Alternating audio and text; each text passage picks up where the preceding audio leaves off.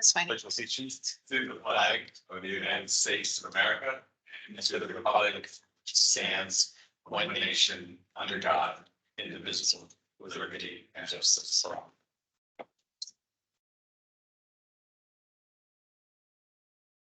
Do we have any citizen statements or petitions? Hearing none, let's go on to correspondence. I don't think we have any correspondence.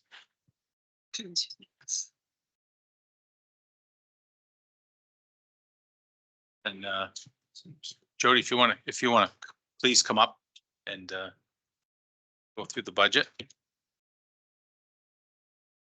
And handsome guy in the uniform, if you want to come sit next to her. Okay.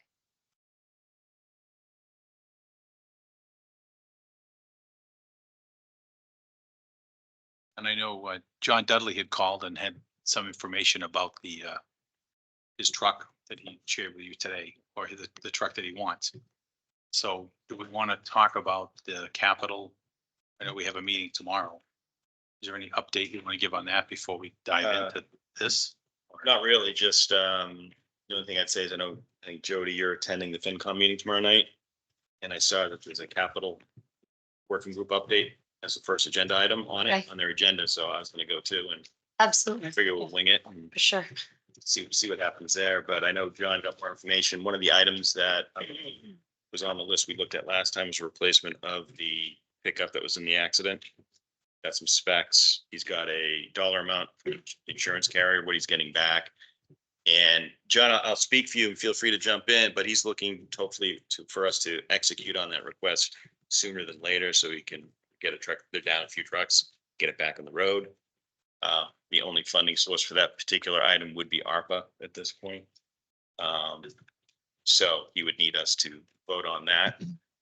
And because I guess what I would ask John is, can that wait a week?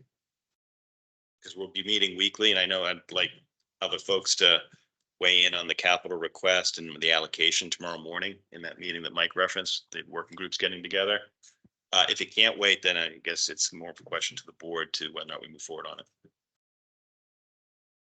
Yeah, I don't think a week is gonna make a difference. Okay. I mean, if that's okay with everybody, we'll meet tomorrow. Talk about one of the goals is to draft allocation to all the capital projects you saw. And if you've been out there, then you've seen that the spreadsheet has grown a little bit. Some things have been added. A lot of the allocations you saw last week have been zeroed out, except for the two that we committed to last week. And we'll fill that back in our working group meeting tomorrow morning. So with a recommendation and then ultimately FinCom and select board will decide, yes, that's what we want to, how we want to source and those ones we want to do. Okay. But I expect the pickup to be approved tomorrow and say, yes, absolutely. So it'll be back on our plate on Wednesday. Right. That's my guess. Yeah, and just to piggyback on the the finance committee meeting tomorrow night. Excuse me. Talked way too much today, so my voice is gone. Haven't even been home yet either. Crazy. So the FinCom meeting tomorrow night, I touched base with the chair yesterday, Mike Krager, and just offered to sit with him and the team just to go through the budget and really help them understand sort of where we've been, where we are, where we're headed, and just give them sort of a knowledge update on everything to do with the budget, just so that when we started meeting as a combined group of folks that they felt like they weren't coming in at a deficit and not having a working knowledge of all the things that we've done to date. So we'll plan on spending as much time as we need to get those folks up to speed and in the know. That way, when we meet with department heads around their budgets, they'll have already had a chance to really formalize questions, maybe vet some of their questions with me that I can help answer prior to them coming in the joint meeting. So it'll add to the production, I think, of the meetings with the department heads. So If Mike Krager hasn't already asked, I know last year was the first year that we had things on the SharePoint. Yeah. So that he could just make sure that. yep, the That's- FinCom has access to yeah. the working documents that I believe that you guys all have that now too, correct? I've got Okay. FinCom's folders documented Okay, right good. now, so. Good. No, that's where it's still housed. It's in the FY25 budget It's still- area. So if anybody has any trouble accessing that, feel free to let me know and I can and get you. Shows up as the most popular items on our pages. Perfect. Two things. Oh. Oh, go ahead, David. I was gonna say that I'm also gonna be at the meeting tomorrow night just to support what Jody has done to this point. She's done a great job, and I'm gonna be there to help the best that I can with what she has put together. Great. Two items to add to to part of this budget discussion. One of them is this ongoing issue with the hot box. I had spoken with Janet at Cabot Risk because, you know, he had asked, since the hot box was insured for actual cash value. The question was, you know, could we get a bigger settlement from the at-fault party? And the short answer is no. We did get an actual quote of what it would cost to replace the exact item that was damaged as a new item. But that's in other words, we're getting everything we can through Cabot Rec, so we can't get any more there. The other issue is I did talk with Brian Murray today, our state rep, about earmarks for next year. And I told him that there were three items in specifically that, you know, we had discussed, and I'm going to follow up with an email. So certainly anybody around this table that has anything to add to this, but the three things are 200,000 for an earmark for bridge design for this Springbrook culvert that goes over Providence Street. Because although there's, you know, money's available, and he's right on top of this, because he's, you know, there are other monies available to do the work. But, you know, John had researched it and that was not available for the design. And besides the earmark, Brian Murray is going to research other places that we might be able to get those design monies from. Even one of the things, if you remember, Lane, when we were at ADA, AMA, that you know, the state has provided a bunch of money for some federal grants. If you remember, depending on where the money comes from, there is the possibility there. Mhm. But that's the first thing, 200K for that.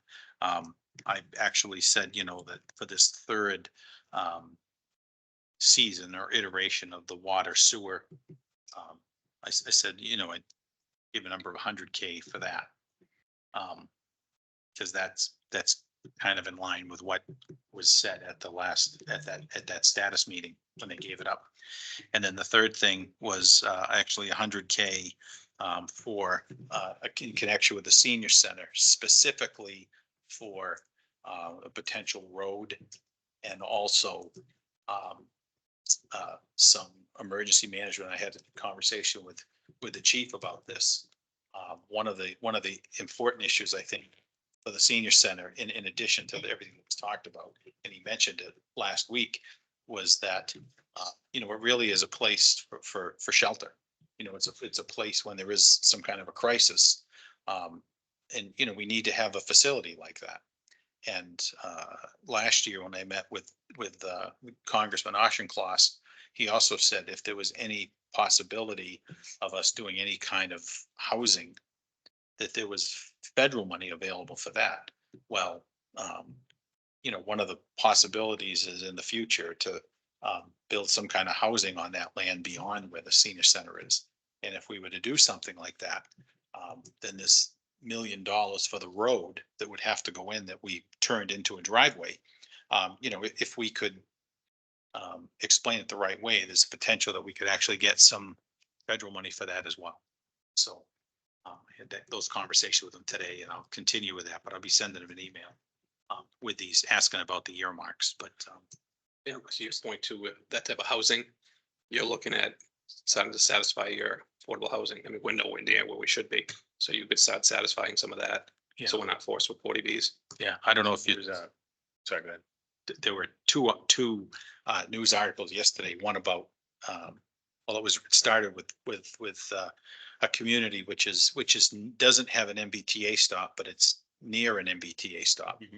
And, you know, the state has threatened to take away state money because they haven't done what they needed to do with affordable housing. Yeah. And apparently they already did that to Milton. Yeah. Because Milton was given the vote and said no. And the state said, okay, well, then you're losing a significant amount of state money because they're not complying. And you know, obviously, we're nowhere near that point, but you make a great point that we don't have, you know, the housing stock that we need, affordable housing stock we need. So, and this again could put us in that right direction.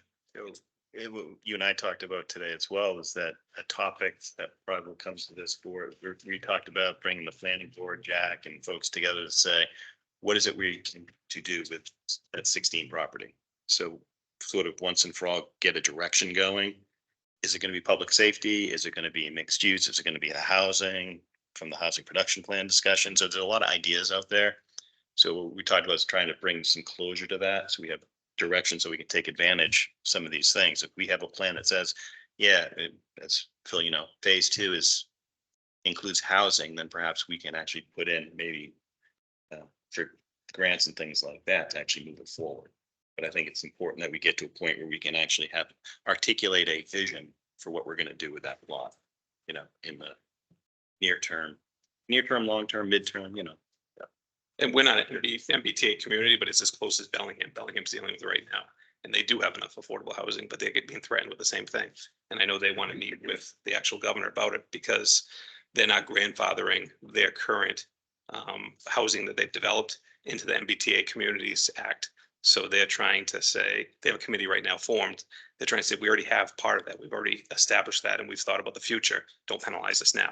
So I know they're pretty upset about it over there. They formed a committee that meets, I think, every other Thursday to discuss it. So that's our neighbor that's dealing with it. All right. Let's talk about the documents that you provided, Jody, and bring us up to speed. Okay. Giddy up. Here we go. So we'll definitely go through the documents. Feel free to ask questions as we go, but we'll start with the FY25 budget summary and we'll kind of jump back and forth through a few things. But to get us going, the first thing I want to talk about is the glaring what's in your face, which is the revenue projection as it relates to requested budget items in a surplus deficit number, which puts us at a deficit of just over $500,000. Don't panic. It's a big number, but there's a lot of context to it. So I can go through that. You'd say that. Yeah, there's a lot of context that we can run through. But before we deep dive into the drivers of the budget, I'm going to bring us back to the revenue projection, which is the second page that you guys can take a look at. Jason or Brendan, do you want me to share the document for the folks at home? Sure, that's great. I have enough so I can do that.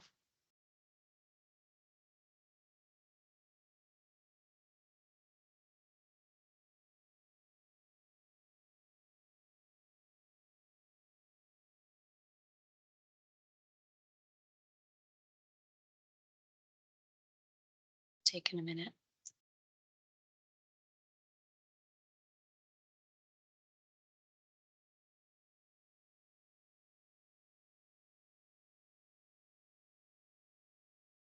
There we go. Okay.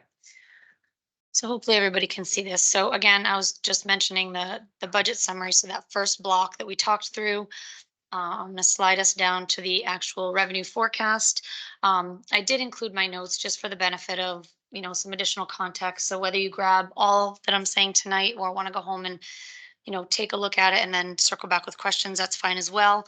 But really the three main streams of revenue that we've talked about in the past and we'll continue to discuss are the levy, which is the first section, our local receipts, and then state aid.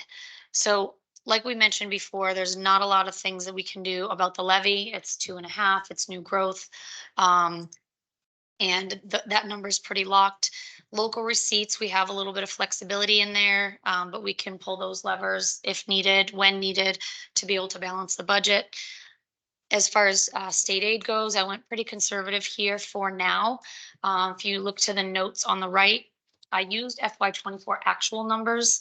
And the reason that I did that is because the budget changes about 2 or 3 more times before it's finalized.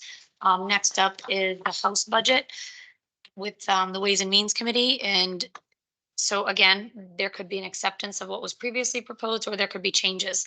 So in order to alleviate the back and forth of the numbers all over the place, I just tend to go with the prior year's actuals as our launching off point. And then to the side, you'll notice that I did note what the initial cherry sheet estimates were for state aid. So there is a little bit of a bump in there by about 40 grand for state aid. But again, I didn't want to recognize it yet as revenue until we are in a place where we feel a little bit more solid about that number.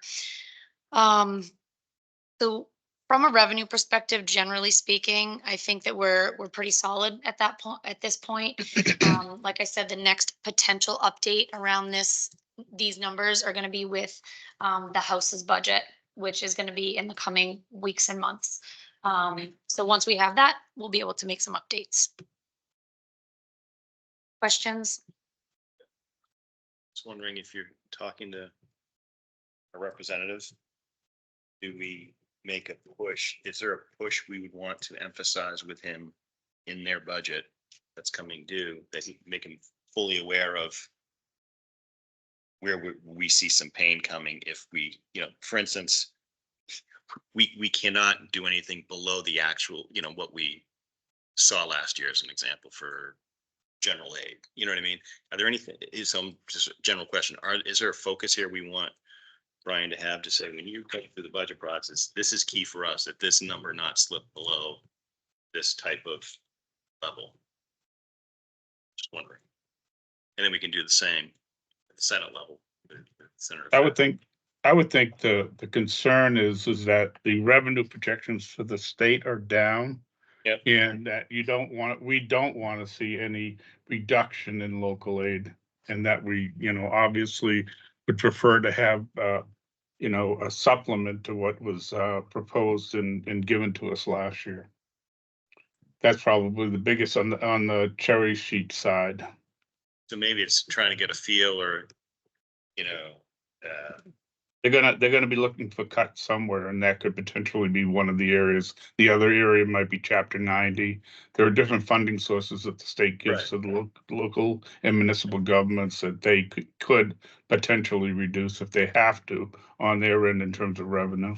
So as an example, John won't like to hear this, but when I hear that, where we're looking to add to our road funding through other means, do we think in this operational budget, if someplace were to take a hit, would Chapter 90 be the place we as a municipality would rather see get reduced slightly than someplace else that we need to apply in other places? I just think we should really think about that so we can at least give an opinion to our rep, In my And experience, if they're talking about earmarks, then there is some revenue source. I'm not sure if they're gonna do a bond or some other capital raising mechanism to do the earmarks. But if, like I said, I'm not that familiar with how the legislature is going to deal with the revenue deficit that they're looking at. I think that generally speaking, like Mike has been doing, speaking with the legislators, letting our needs be known. They know our community, engaging in those relationships so that they understand that, state aid is a large portion of what we rely upon for our budget. So I think that, it's unspoken to say that, losing 10% of our budget or a portion of that, is detrimental. But I do think. But if you were to ask me, in all due respect, I would look at charter school reimbursement and say, hit that before you hit general aid to the municipality. Yeah. I think it's important for us to have an opinion. You know what I mean? Yeah, no, I think it's a great point. Well, state aid is not a big part of our budget. Unfortunately, fortunately, and unfortunately for a lot of communities, it's a much larger percentage of the budget. And they potentially would be hit harder than us. It's only 2% of our budget. Well, before I go any further, are you comfortable that we can close this gap? Yes. Okay, I'll I'm get gonna, that. All right, Yeah. I'll get to. that. lead with that. This is, yeah, well, I've been sweating since I saw. no, I think No, she did. no. She did. She said, She did say she closed the guy. She said, don't be concerned. And I'm like, well, what does that mean? It's a smaller number? Or we got, Historically, we've had.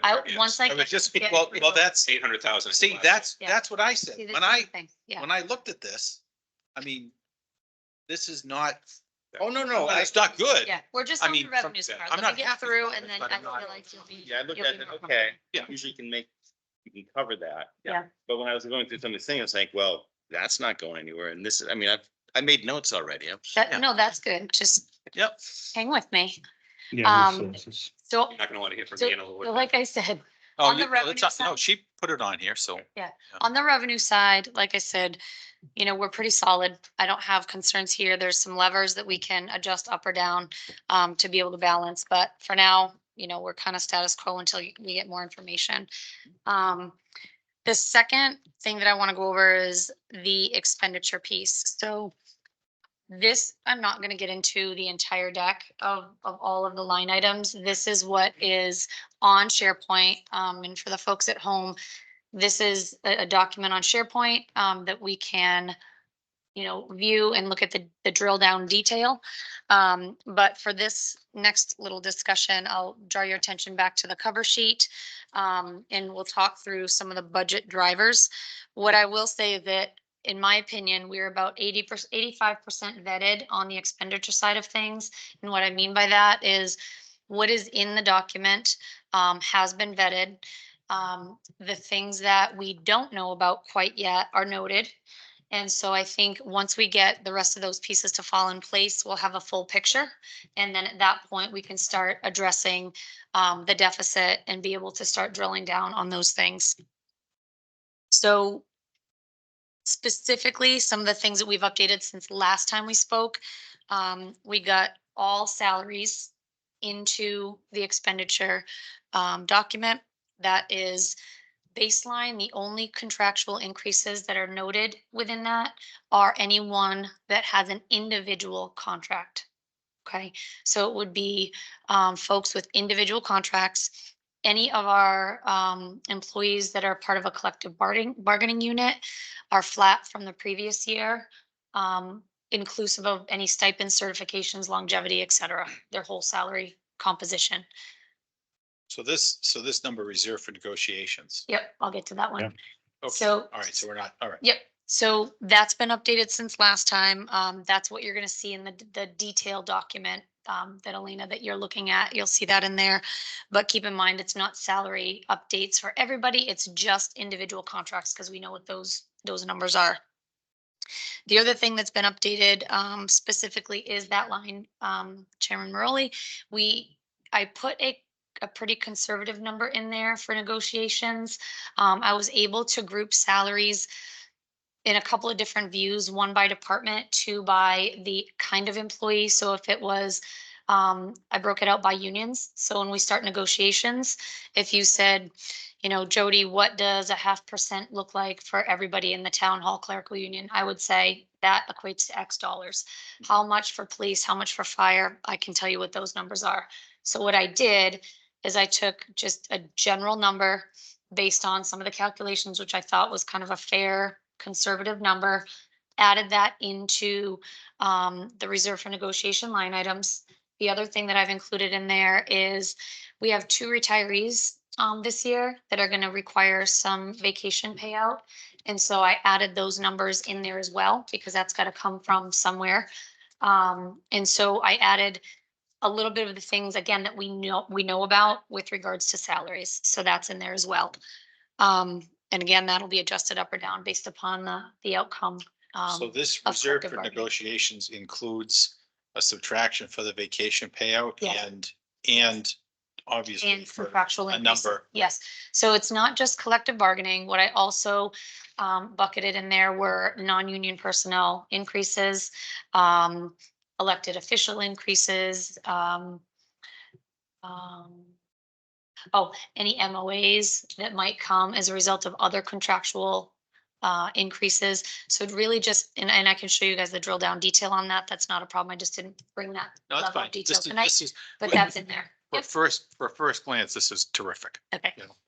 So that's in there. Again, let's see. Oh, so the other thing that since the last time we spoke, we've updated insurance benefit information. I think I might have mentioned this last time because it was kind of a meeting that day. But our active medical is about 5.88% over last year, and that's for strictly our health benefits. We're at about 4.98% over last year for our MedX, which is our retiree benefits. We have had no material changes to our life insurance, disability. Those are October renewals anyway, but there's no increases there. So the only insurances that we don't know yet, we're still kind of pending and waiting for some information from our insurance partners. But that really has to do with unemployment insurance, police and fire, other insurance, general liability, and workers' comp. So once I have those numbers, those are really the bigger bucketed insurance things that we just don't know quite yet. But I do have active conversations going on with those, and I'm just waiting to hear back. The health is actually pretty good, those increases. Yeah, we actually were under the trust average. The trust average for the health benefits trust was 6.5%. So being at 588 was still under the trust average. So I thought that was pretty good as well. And what are the drivers on the, so what drives the insurance costs for the ones we don't know yet? I thought, is it related to the number of claims reported, things like that? Yes, so specifically I can speak to one that we ran into last year, which was police and fire other insurance. They typically have a 3-year claims look back. And so based on the activity over the last, 3 years, that will determine what our rates are. And so this year happens to be a year where we're dropping sort of a heavy claim year off the books. So I'm hopeful that it's not going to be what it was last year. But I do know it's still running a little bit hot. So I don't anticipate a drop, but I don't anticipate, a Do we still have a bucket to pay co-pays and which policy we use and? yes, so we pay deductibles as part of our insurance benefits at $2,000 If per. a higher deductible so we can lower the overall rate, right? Um, That's how that Yeah. started. yes, Because when we looked at the benefit. Yep. It was better to take a higher deductible and Yep. then cover those. and deductibles. cover those, yeah. So we did meet with our insurance partners, was it earlier this week. And so we were able to get some pretty good detailed information on that as well to kind of get a better understanding of how that all works. So as we talk about some of the budget drivers, I'll share some more information as to cost of adding new employees and things like that based on those discussions. So this sort of summary on the expenditure side is that stating the obvious, our asks outweigh our revenue, right? So we're going to be able to drill down on that a little bit now. I think that if we look at this summary and start talking through some of the budget drivers, what I was able to do is really extract sort of the key points within the expenditure document, whether it be by percentage or dollar amount, that really drove costs or asks within this summary. So reserve for negotiations, we already talked about that increase. It's a negotiation year, bargaining year for all of our unions. There was an ask from the fire department for a fire prevention full-time employee. So that number is still TBD, only because I have to circle back with Chief Bingma and have a conversation to make sure I'm sharing the proper information there. So I didn't want to just take a stab at a number. I'd rather leave it blank. The Conservation Commission had asked for a full-time employee from a part-time employee hours base of 18 going to 40. So that's the large increase there. There is an offset to that, though, in terms of the revolving account and the potential for using CPA funds to help with certain other functions associated with the CPA. So it's not, that's. No, it's a good point, a- David. This is meant to represent the overall cost, not necessarily to, I didn't note the other alternate Yeah. funding Well, I just sources, don't- but that's a yeah, great I point just to want to bring get up. that out there. Yeah. 49.5, is that fully loaded for, It's fully loaded with benefits. but there, part of that 49 in our current budget, there's 18 hours of. There's already 18 salary, hours of and that's salary, not and that's deducted not from including 49.5. that. That's You gotta above and net that beyond. out? Yep, Okay. yep. So this 49.5 is. And then addition. increase. It's in addition That is to. the net It is, yeah, an it's a net, increase, right. That's addition. Inclusive of the full-time benefit package. Right. Of about $26,000. That's what it costs us to add a new employee, give or take. But anytime you get over 20 hours, you are able to get the Considered a benefits. full-time employee. and It get is, benefits. and the simple calculation for that is that we look at the premium requirement on a monthly basis for a family plan, because we can't guess if they're gonna take family or individual. Yeah. And there's quite a difference. So we take that, we take 75% of that number, multiply it on an annual basis to get our basis for that, and then we add a $2,000 deductible coverage. And that nets out to about $26,000 per employee. So if we were to offer a full-time position, that's the benefits. And that's just shy of, that's also not inclusive of some of our optional disability insurances. So that's why I said plus or minus. I mean, it's more on the Could plus be side than the minus, but FICA Buda too. Federal. Yeah, and we- FICA Buda. yeah, You no, have to yeah, pay a that's a portion of net that. change, correct. That's in addition to, yep. All of these are in addition to what you're gonna see, the original budgeted amount. That makes sense. If anything's changed, but when I was around the fire department, it was anything over 18 hours because I had to watch the average of a call. So Chief Bangor would know if that's still the case, because if I think it was someone who lived on Blackstone Street, he was very close to that. And if he hit the average over and we didn't offer benefits, they'd be eligible for it and we'd be liable for it. And we'd be liable for back benefits too. Yeah, that's a good point, and actually, It's average 20 Okay. over, and we are using fiscal year. So Okay. that's how we do. So it's average of 20 hours over the fiscal year. So yeah, we do. right. So for example, this is just something that, yeah, that came up when we temporarily increased the hours of a part-time employee to be, 30 to 40 hours. Well, technically they'd be a full-time employee now. Do we need to offer them benefits? And the answer to that situation was no. And part of the decision-making process as to whether to say yes or not to the increase in hours. But that employee did not need to be extended benefits because the average over the time that they've worked was under the threshold. Under the So we were okay on that situation. Conservation agent role. Correct. Yeah. Yep. Yep. Okay, so I just want to make sure that I'm clarifying this properly, and I know we've said net, gross, included, not included, but just to be crystal clear, the sheet that drills down on all the detail, all of this detail, these are the same numbers that you'll see on these line items. This isn't in addition to this. This is just extrapolated from this as to call it out. I just want to be clear in case I was not. Because that line Explaining item myself says properly. 56,160 and the requested amount, Which one are we looking at? the salaries and wages under Conservation Commission, and so Yep. the agent is just one portion. Correct. Yep. That's right. So the net increase to that agent hours plus benefits is 49.5. Again, we don't have to go through each line item unless you have questions on specifics, but you'll see that these, were more of the substantial amounts. What- Questions on that? Okay, so why don't we go through each line item? No, I mean, the other ones I'm clear on, the library, I want to understand better. The library one? Okay. Yeah, we can certainly look at that one a little bit more. What are your questions specifically?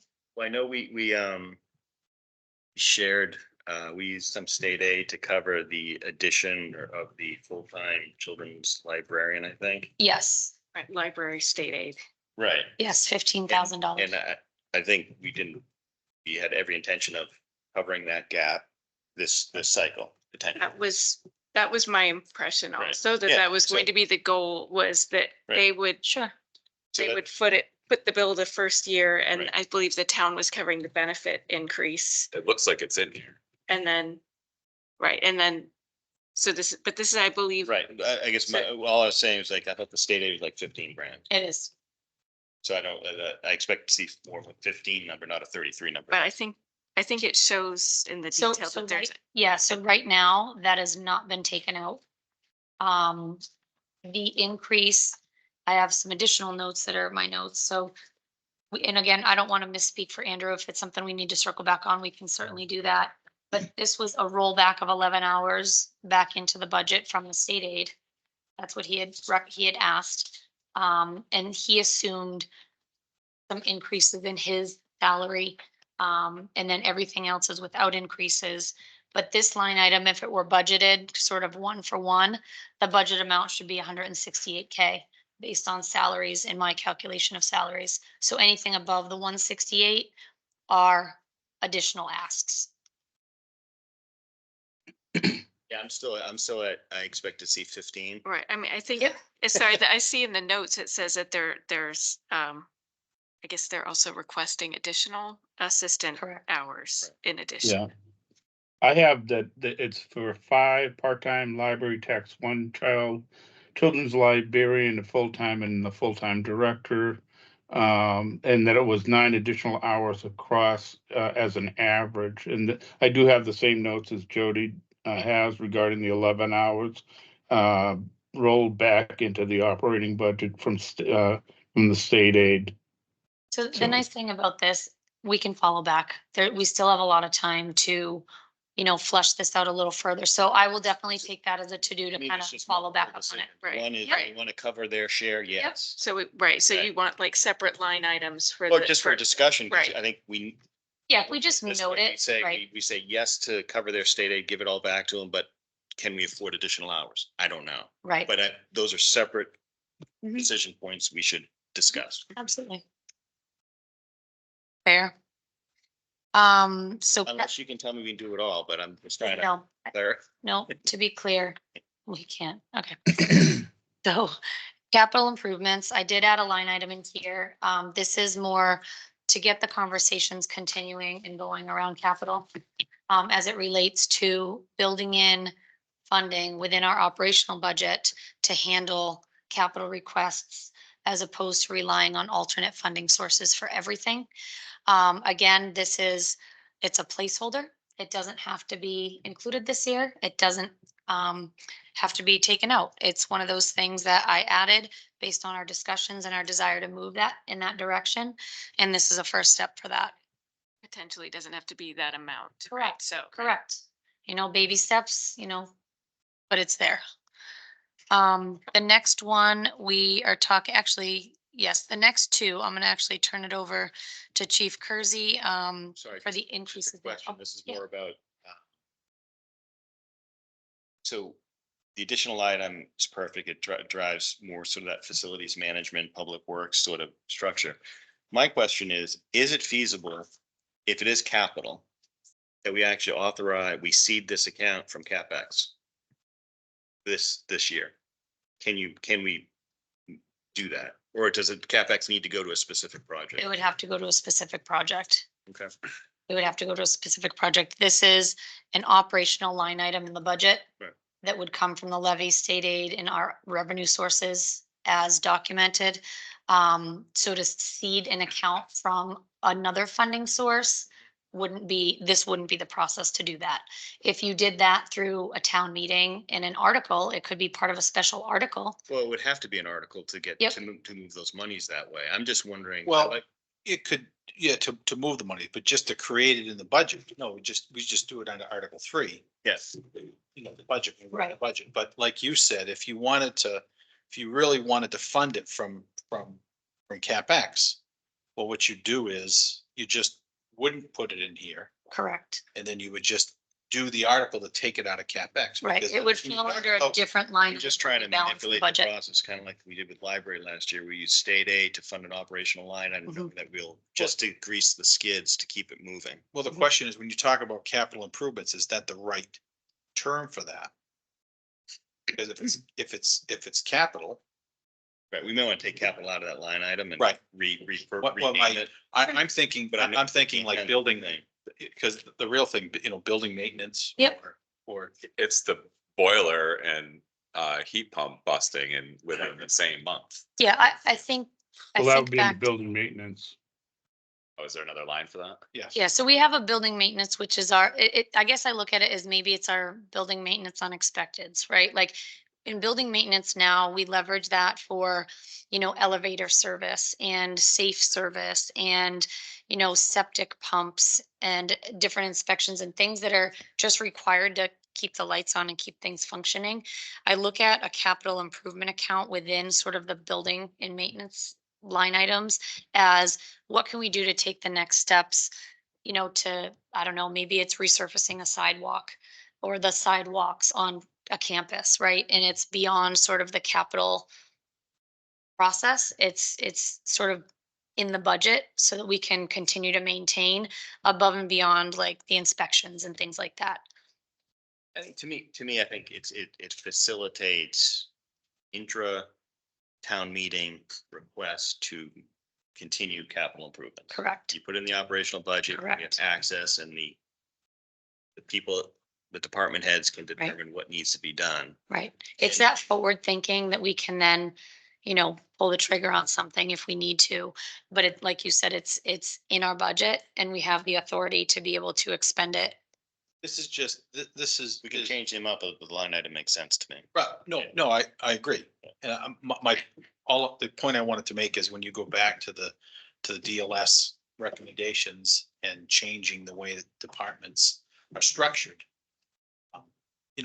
This is part of that process, Mhm.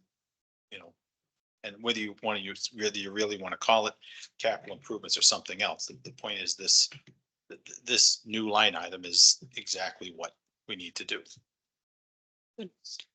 So again, more discussion on that, but at least for now, it's a start to get the conversations going and keep that placeholder in there. So if there's no more questions so far, I'm going to turn it over to Chief Kersey to talk through the next two, which are the civil defense EMA and the regional dispatch assessment. So as I see a lot of down faces, I want to say something quick because we do have new department heads and then there's people that have been around like myself and Amy and Andrew. So this time of year, I feel it's always like Christmas time. We have a wish list. I'm asking for a Cybertruck and in reality, I'm going to get socks and underwear. So some of us aren't disappointed, but you're going to get people disappointed because that's just the reality and the nature of the matter. We want everything, but reality is we need our essentials. And that's just kind of where I want to start off because I got bad news to start off with, so. Yeah,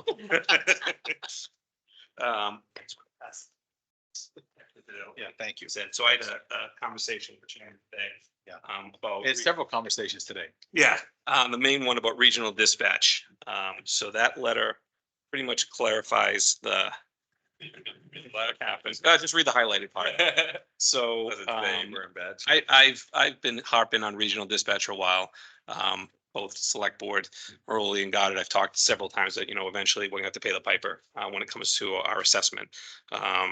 We were front loaded in our savings, so we knew this was coming, but already with this dispatch agreement, we've saved almost $1.5 million.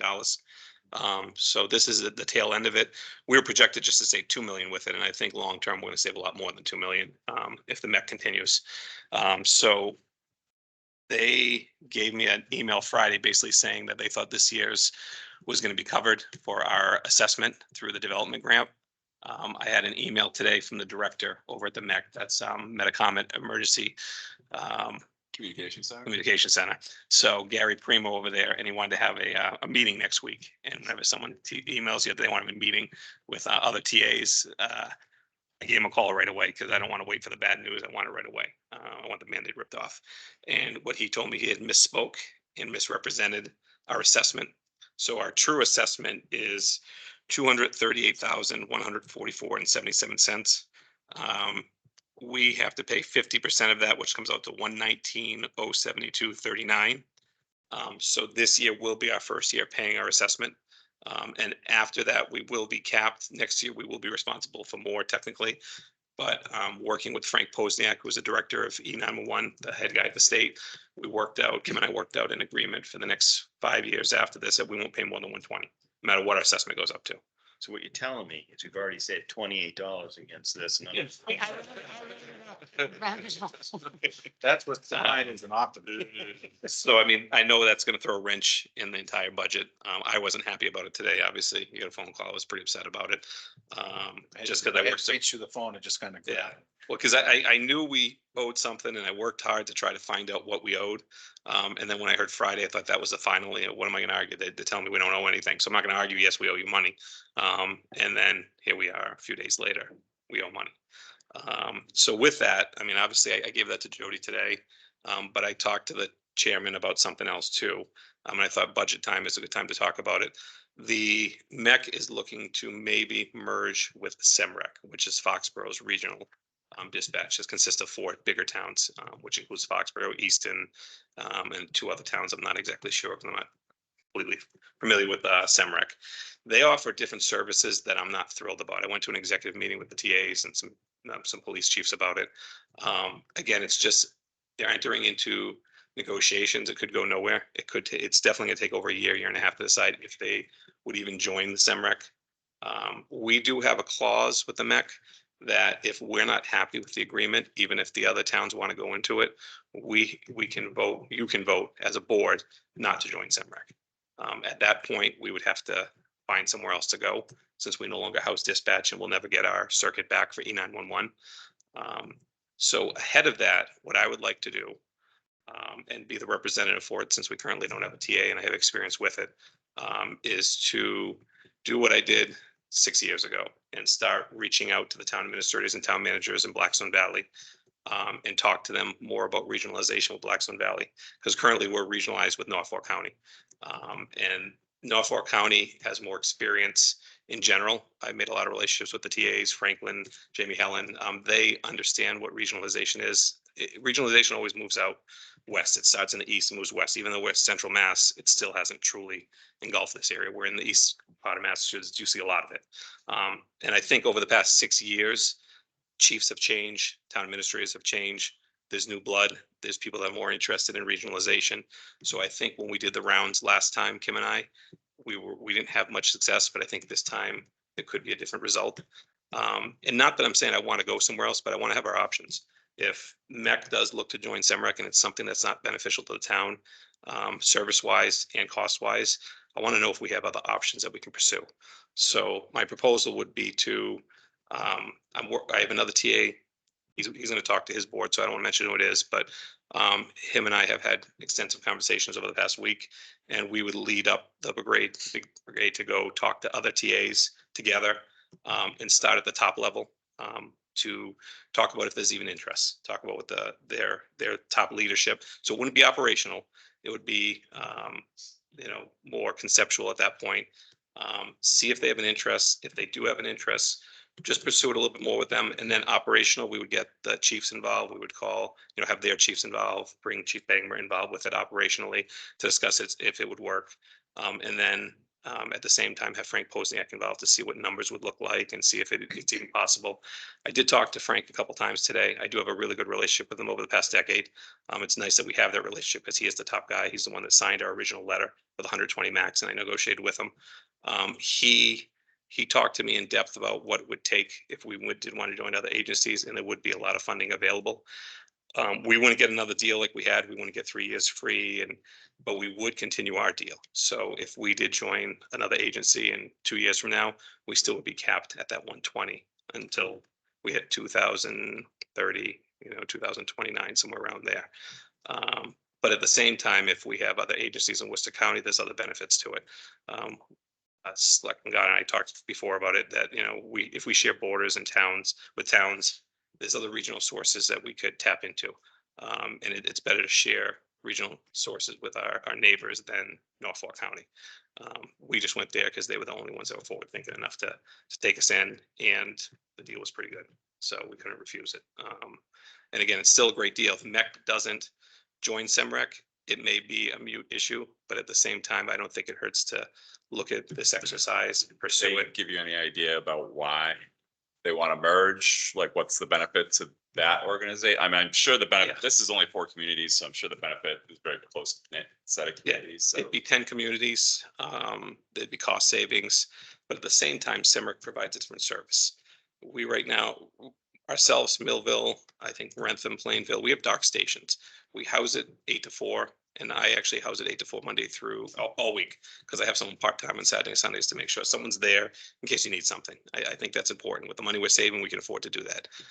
If we went to Semrec, they don't watch dark stations. So between 4 and 8 in the morning, we wouldn't have anybody monitoring our camera system that's here. We wouldn't have anybody talking over the speakers. We wouldn't have anybody answering our private lines.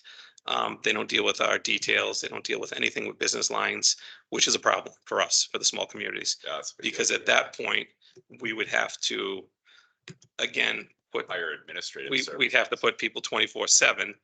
And that was our cost savings for dispatch, that we don't have the personnel and the benefits 24/7. If we had to do that and still pay an assessment to Semrec, we're actually in a hole. It wouldn't even make sense. Yeah, it wouldn't make sense to do it. At that point, we would say, you know, we couldn't get our E911 back. We could talk to Upton about just answering our E911 like they do for Hopedale and then restaff at that point. But I wouldn't want to go down that road at all. No. It would be cheaper to do that if Semrec continues and doesn't move on their negotiations with the MEC. But at the same time, you know, I'm going to go through that process as the Mendon representative right now with that over the next year. But I'd like to have something in our back pocket in case it doesn't work out the way we would hope it would work out. And who knows, there could be something that could work out even better. So again, my initial thought would be Yeah, to I get, wouldn't want to lose any services, right? no, it's mostly about services. Obviously, we want the best service, and the byproduct of it should be saving money if you can. This, his proposal dealing with the Blackstone Valley, really with our neighbors, would greatly. I think what we have now is good. This would be even better. And it's not the first time it was discussed, because I can, again, there I go dating myself again, but we had this discussion in 1993. And at the time, all of the towns were, well, no, why would we ever want to do that? Stubborn as could be. Right, but Hopedale was stubborn enough, they took their own dispatch back at a cost. Yeah. That was unreasonable. right, but the benefit, besides everything we just talked about, is, you know, regionalization is the way to go. It's the way the rest of the country is. And once we get all of these neighboring border towns. I think that's the biggest thing, is Yeah. shifting over to Worcester County, right? Yes, if we get them, I mean, it even goes as far as, you know, a regional lockup for the district court, which, you know, which was discussed. I mean, on the legislature, you want to talk about earmarks? I remember that was the first time I ever heard about earmarks, when they talked about those things. So, you know, it's gone full circle. And in 2016-17, Chief Laurie and I, we were good friends at the time, and we're still good friends. He's in Falmouth now, but he was the Uxbridge chief and he was a newer chief there. I was a newer chief here. So we you know, built a friendship, and we went on the tour pretty much to Blackstone Valley to talk to all the chiefs. During the chiefs meetings, we toured Webster, that shares a dispatch with Dudley. That just wasn't feasible at the time because the cost, it wasn't going to provide a better service. And all the other chiefs kind of shut us down at that time. But there has been a changeover in the past 8 years. So there are a lot of different chiefs, different town administrators, town managers. And again, they're faced with the same issue we're faced right now with the budget. You know, we got to come up with creative ways to provide either the same service or better service at an efficient cost. And Is doing it yourself everybody- isn't efficient. Does everybody have PSAPs? As a public safety answering point, that's the 911 That- console, Touches us, everybody does except Hopedale because, of our Yeah. regional that fell apart at the time. and Millville. Yeah, and Millville. Yeah. So, yeah, Millville, I just. So is this 100K number in the other number or no? Not in the other number. 500K Or you mean the number. 119? The 119, yeah.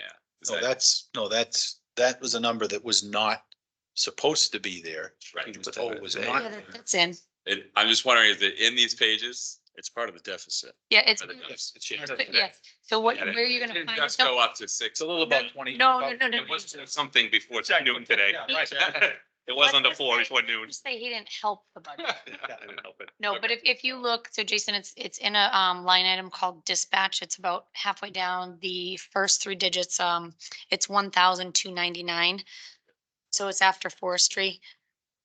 So that's where you'll notice it. And that is reflective of this number. So I don't know how the board would feel, or if you guys want to have a discussion, if moving forward with this, if you mind or trust me enough to move forward like I did before and try to pursue our options with the other TA from another town and see what we can come up with. And obviously, anything that we report on will always be, if there's anything that moves forward in a bit, it goes right to the board. So you'll know exactly what I'm doing. So I'd be looking for a motion to designate Chief Kersey or authorize Chief Kersey to explore the possibility of a regional dispatch within all of our neighboring towns. Second. Those in favor? Aye. Thank you, and thank you for stepping up. Again, appreciate I it. just think it's necessary. So. Well, it definitely is, but that wouldn't be the first time that somebody didn't step up and just, if I ignore it, it'll go away, and it never does. And you've never been that way. Well, I feel a little bit responsible too, because I made a deal that was going to last 8 years until maybe when I retire, and now we're 3 years into it, and it's not lasting. Never know what's gonna So happen. it comes back on me too, because I thought this was gonna be, I mean, I never thought that Semrec and MEC would get together. It just, and they still might not. And if they don't, then that might still be our primary option.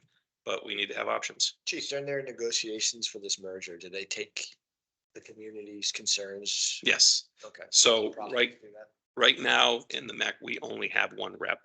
Our rep right now, their turn, it's alternates between Millville and Mendon. So Millville is our rep right now.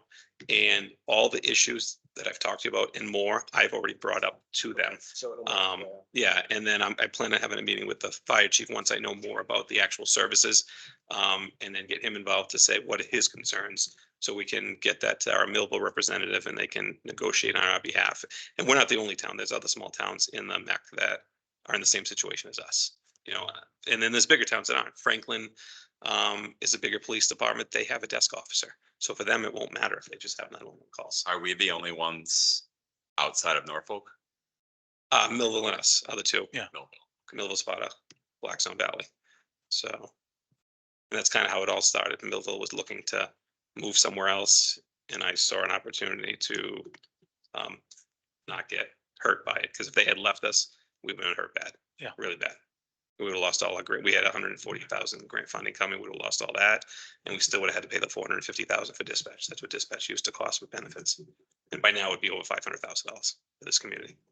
You know, so we can't take a hit like that. So when you look at the number of Regionalization. 120, it's a huge 120 compared to 500,000. And again, the 120 isn't inclusive because we do have a shared person that we did put in there, Terry, the fire chief, and I both share her as an administrative assistant, and she mans the desk. So her salary, you know, is really what we're paying that plus the 120. It's what we're responsible for dispatch now, but it's far away. What's our, 500,000. what's our like E911 call or our regular all 911 call count? Like what is that size of our volume for our community? How many calls are they handling for us? That's in the, actually in the email. I can pull that up. That's how they determine our assessment. So they take all the 911 calls right now for the MEC on all the towns, and then they divide it by each town and the And they say you population. have this percent. Percent gives it. Yeah, so MEC actually has the best model for assessments, and that's another problem with Semrec. They just split it 4 ways right now between the 4 communities. So if we join, they want to split it 10 ways. And I'm not going to support paying them the same amount. Penalized because we're Yeah. smaller. Yeah, I can imagine us paying the same amount as Foxborough and Franklin. It No. just, Well, I'd be curious how much, call volume we create versus the other communities in our current group. I think we're probably, last time I looked, we're either number 4 or 5. So we're not, Millville's the lowest, obviously. They're a small town. And then I think we're close to Plainville or Rentham. So Plainville, Rentham and us, we're right about the same. We kind of interchange. Our assessments are all about the same. You know, we're similar sized communities with police department, fire department. So we're comparable. So that's why I think they're not going to be happy with definitely an equal assessment. And I know one administrator already there was not happy. Didn't want to sign the agreement to start negotiating a deal. He wasn't even happy about that. So there might be enough opposition if it doesn't work out. And again, the Semrec doesn't want to, so when we got incorporated, they had 4 board members. It's TA from each town. When we came in, we're just Millville and us put together. We're just too small to give us each a representative. That's why we had alternate representatives. The Semrec wants to do the same thing. They have 4. They want to drop it down to 2. So they want to take our 5 and drop it down to 2 and keep their 4, which is a sticking point already. Because they're big communities. Yeah, because they have the majority and can Yeah. dictate how things are and just tell us what we're gonna do. Exactly. Yeah. So I mean, it's a long ways out. We'll see what happens with it, but at least we'll have representation there and the Millville TNI have been talking almost daily about this, so. Okay. So we got that. And then what was the other thing you wanted from me? I think you already talked to, the civil defense. You made the request for that. Civil defense. So that might be something more of negotiations that we talk about. We've been operating civil defense on like a shoestring budget for 8 years. And it's become, weathers change, communities change, the commitments change to emergency management. Myself and Deputy Aquino, we've definitely put a lot more time in than we did before. I've done it for pretty much nothing the past 8 years. I've done it for nothing the past 8 years, and he's done it for $5,000 stipend with the work he puts into it. So we just wanted to talk about maybe some type of compensation for the extra time we put into that, but that might be more of a negotiation. So it's in there, I but need to make that an might- adjustment to that too. I just noticed an error on my part. That should be 22.5, not 49.5. and with emergency management, Getting we better already. Getting better already. yeah, emergency management, we've done something a little bit different that I think has worked well, and we've experimented with it.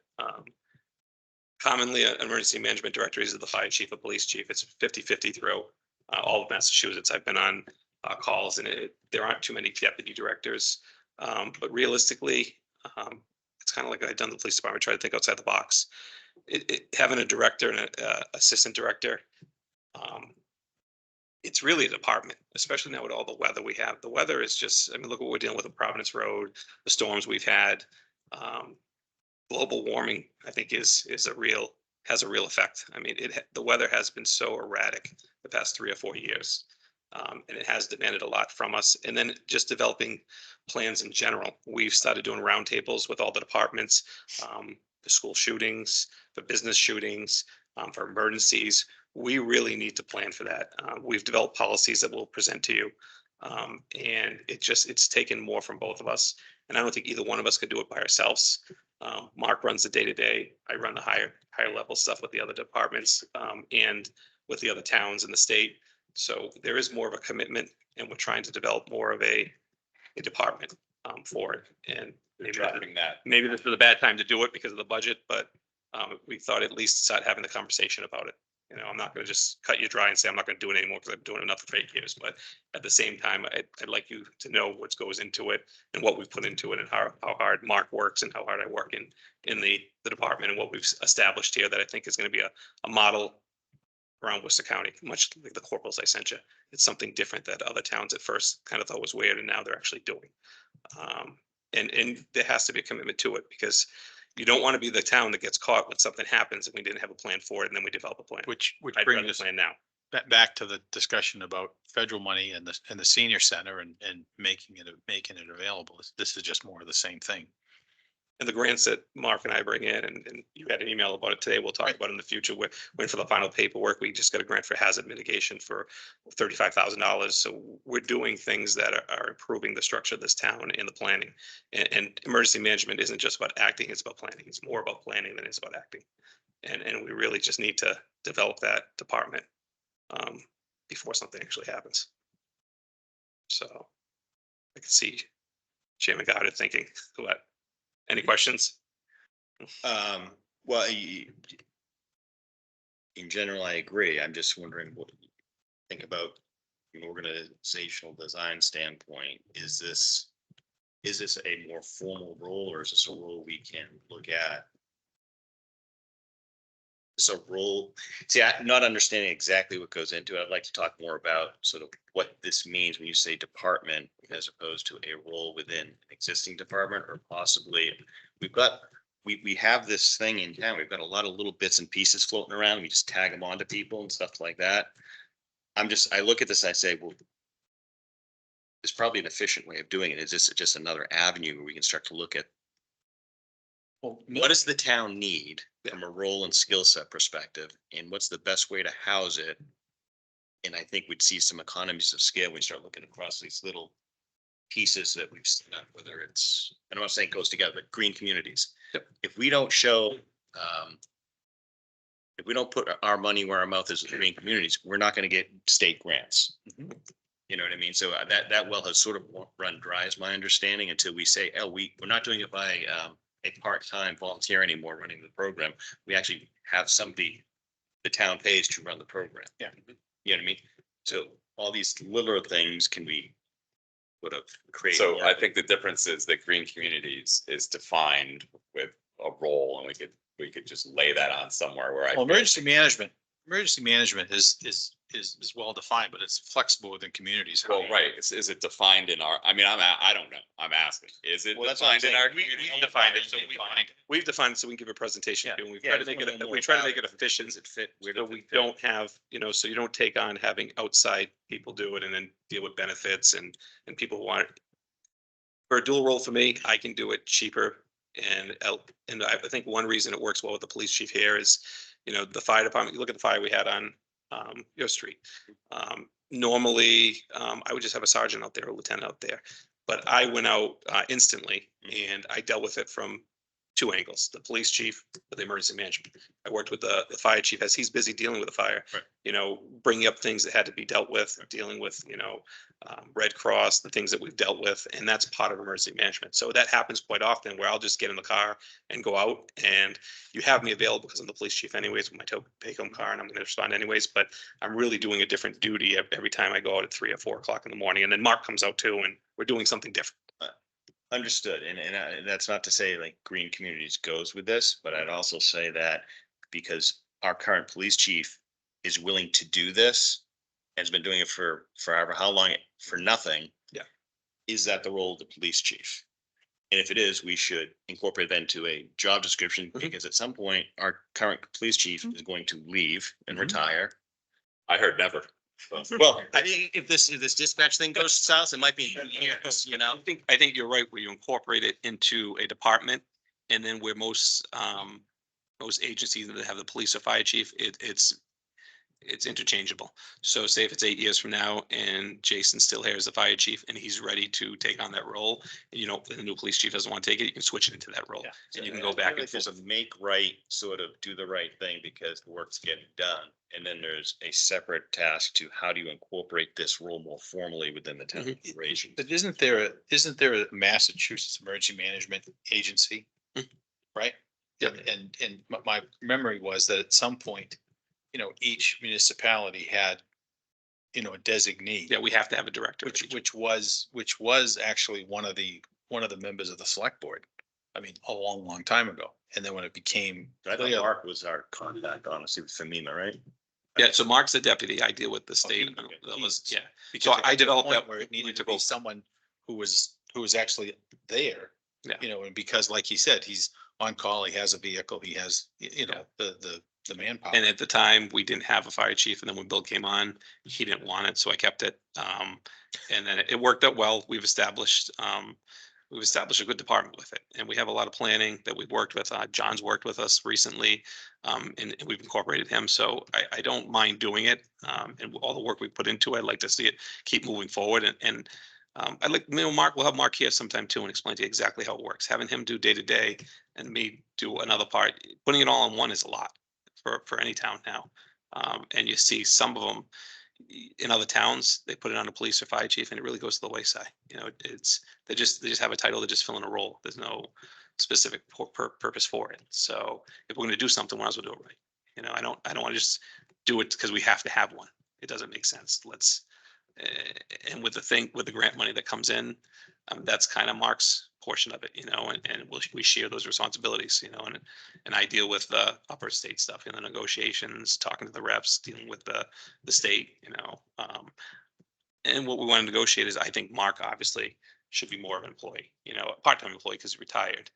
And then that's why I said negotiations be something maybe we build it into as an option, a side contract for whoever has it, the police or fire chief in the future. And it wouldn't be the same as what the deputy's getting. He's the main employee. And then this person has something for all the extra they put into it too. And again, it's just, if you don't ask for it, and you don't put it out there, nothing's going to happen. Am I going to say, no, I'm not going to do it anymore? No, I'm still going to do it. And Mark's still going to do it too. But Right, anything else in this overview we need to do? Or are we we, Yeah, so I guess the only thing I'll round it out with is just the schools and let's see, so yeah, so Norfolk Aggie was a driver. That was the most significant from the previous year. Again, we don't know what their numbers are gonna finally look like, but that's just increase based on what we do know. And then the Worcester Regional Retirement System, so our actuarial evaluation, we did talk about that a couple weeks ago, but this is just calling it out with a number at 95.2.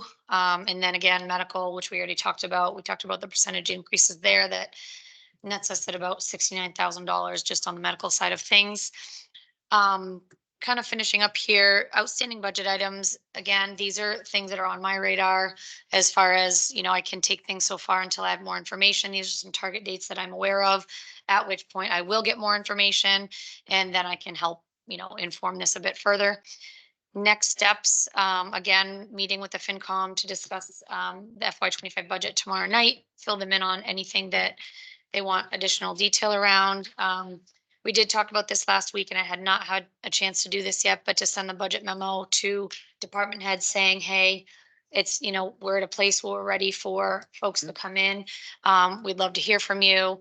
If you, it's not mandatory. if you want. However, Yeah. some departments may be requested to come in, so you may fall into that category, even if you say no. No, thank you. If you're asking for more, you may want to plan on coming. Yeah, exactly. And then again, we'll schedule the department heads for the budget reviews. I've actually talked to Laura as well as Chairman Krager with regards to availability of the FinCom and the select board. So looking at your regular meetings, but then we talked about meeting each week just for some budget review. And so we're working through that schedule for March. So stay tuned there, but those are the things upcoming. In closing, I would just say, like I said, revenue side, I feel like we're pretty locked. The expenditure side, it's an ongoing process, but I can tell you on both sides of the equation, there are levers that we can use to adjust to be able to make ourselves balance in the end. So I'm not concerned about making sure that this happens. And the best I can do at this point is continue to bring any immediate concerns to you guys as soon as I learn of them. And then, you know, work with the finance team to continue to evolve this and get us to a balanced budget come the end of April. I just one question about Yeah. the medical, where we have 69K Yep, of an increase in healthcare benefits is both active and retirees. correct. And that's still, the town pays 75, 75-25. 25, and that's both retirees and, Is that right on active. retirees too? Yes. yes, Okay. and, but, this is the conversation we have every year. Mhm. For retirees, we're only obligated to 50, not 75. Am I correct about that? I'm not sure about an obligation, Jennifer, do you know? The minimum, wait, 50 is the lowest we can go. Right. Right. For any plan. That is true. Yeah, and do we have a number of what that represents? I mean, obviously, I'm, you know, if the difference between Sure. 50 to You know, 75 you for mean the delta retirees. if we dropped that and Yeah. took the increase. I don't, but I can certainly Yeah. get that for you. Just- Yeah, absolutely. In the past, we did have an insurance advisory committee. It was active employees and retired employees. We had that for several years. I was on it, Bill was on it, Mark was on it. Yeah, you're generally required to have an insurance advisory committee to review all of the rates prior to presenting them to the board. In most communities that I've worked in, that has been the case. And it fell to the wayside. I don't know if you guys want to start it up again. I don't mind being on it again too. Well, if there are any, How many jobs do you have? but the issue is if there were, I guess, David, if there were employees that want to be on this, I mean, how big was the committee before? Was there a half a dozen people? on it? Generally, Seven. all the union people, a retiree, and just non-union personnel that one or two people there. It's probably like 7 or 8 people. Yeah, it was, I think it was And 7. they make the presentation regarding the insurance and offer alternatives that potentially could save the town money, but they forward the recommendation to the board and they vote on it as the insurance advisory committee. And then they forward it to the board for approval. When we. I think that's required, actually. I don't know. I'd Yeah, have to take a look at that. when we had brought it up in the past, it was never that this, 50 versus 75 wasn't that significant. Yeah. Based on the retirees that were taking it because, that bridge between when they retire and when they get to Medicare. So that. Yeah, We the did MedX numbers and is we- not as we- expensive as a regular insurance. Our committee did the numbers and presented when we went from 80-20 to 75-25. So that was the last time we changed it. The committee recommended it at the time. Okay. Just Jody, I just want to get, so I sleep better tonight. With the levers, Mhm. you see a path forward to balance. Mhm.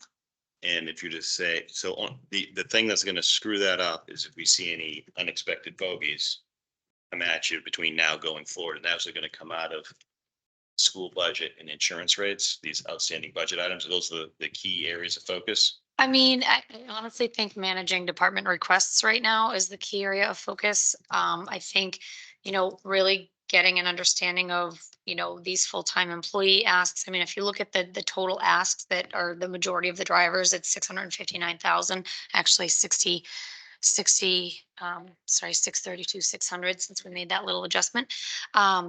So I think that as we get into the full picture, it's going to be drilling down on some of those particular areas where we're asking, for things that are above and beyond level funding, but not required. For example, we can't do a lot about medical increases, the actuarial evaluations and things like that, insurances and whatnot. So I would look to, what are the asks that are sort of above and beyond at this point? Obviously, reserve for negotiations is a big one, is in terms of as you guys approach collective bargaining, we're going to need to work closely together to kind of, gain an understanding of what those thresholds are and what that does to the budget. Again, we have some play on the revenue side in the amount of about $40,000 where it comes into play with state aid. And so again, it's hard to say right now where it's going to come from, but I'm confident it's going to be able to come from somewhere on both sides of the I fence. I don't see asks above level service closing this gap when I look at these numbers. That's my concern. Some of these other numbers that are bigger they are what they are. We're not going to be able to necessarily move them. So. Yep. More to come is what I'm hearing. Yeah, more to come. But More to come. well tonight. Sleep well tonight. All right. It comes out, Correct. down to really nice socks that you're giving everybody. Really nice ones. Yeah. And just so you know too, this has not been a Lone Ranger exercise. I've worked, very closely with Eric and Sean in the last week and with David as well. So, a lot of this stuff has been vetted on both sides, like with our whole finance team. We met again today. And so, like I said, we can sit down even offline to look at some of the inner workings of what those levers are so that you have a better comfort level in what's going to be. But yes, I have confidence that we'll get there. I think you need to look at Chairman Maroli's demeanor. He's been dealing with this for a long time and realizes this isn't that bad, and you have too in the past, but the deficits have been 800 plus the past few years. Yes. We've managed to survive. No, last year's was much. If quicker. it wasn't, I'd be nervous if it wasn't like this because I'd be saying, what are we missing? Yeah. There are ways to close the gap. Yep. All right. Well, thank you very Not much. enough for numbers tonight? Great. Yeah. Okay. Sorry for the bad news. It's never too much. Numbers are great. Nice work. This is good. Thank you. It is Yes, great. great job. All right. Let's talk about the town administrator's report.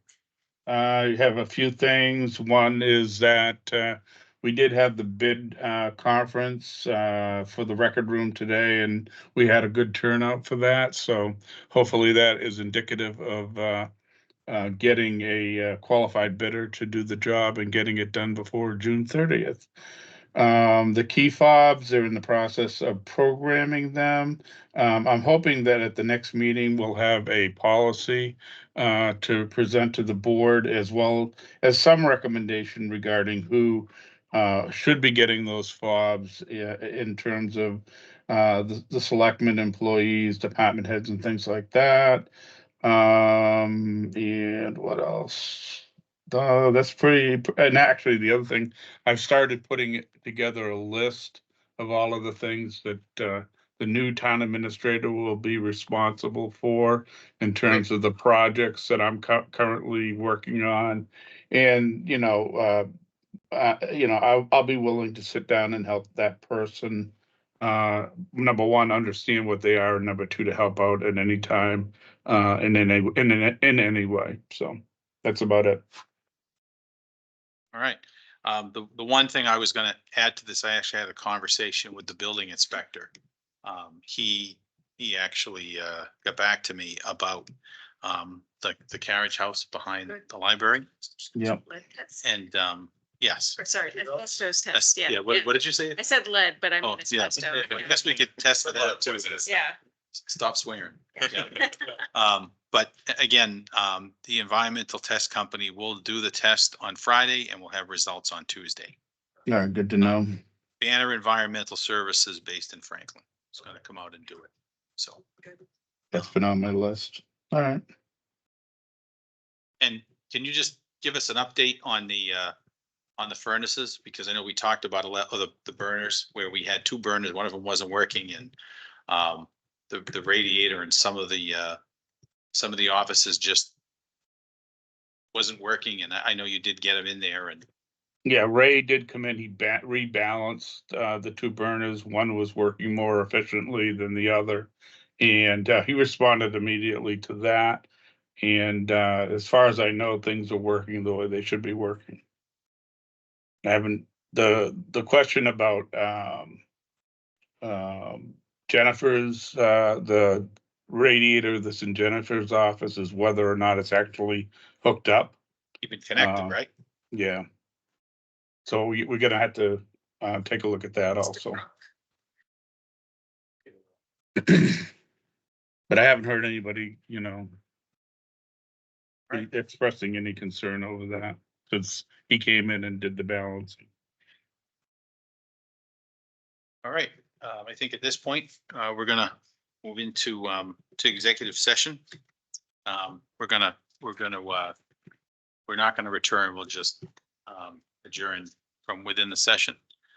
I move to enter into executive session purpose 2, Mass General Law 30A, Section 21A2, to conduct strategy sessions in preparation for negotiations with non-union personnel, to conduct collective bargaining sessions or contract negotiations with a non-union personnel town administrator, and purpose 3, to conduct strategy with respect to collective bargaining. If done in open session, it may have a detrimental effect on bargaining. Mass Coalition of Police, AFL-CIO Local 188, and Amended Permanent Firefighters Union Local 8936 IAFF. Second. All right. Roll call vote. Morale, aye. Brugos, aye. Cooter, aye. Chanel, I. All right. Let's talk about, let's talk about the union first. So let's get us. All right, am I gonna be party to this, or? You don't, you know what, David, neither of these you really need, actually, Jen, for what you don't even need to be part of this. What you and I already talked about it. Okay. You can go. All right? All right. Yeah, I know. Okay. It's been, and by the way, tell your daughter, welcome. Oh, home, right? Collective bargaining, though? You talking about having like a team? We're not, You don't want me here for the TA part of it either. nah, you don't need it because we've already got it. The only issue, Yes. are we still? Yeah, you can't, don't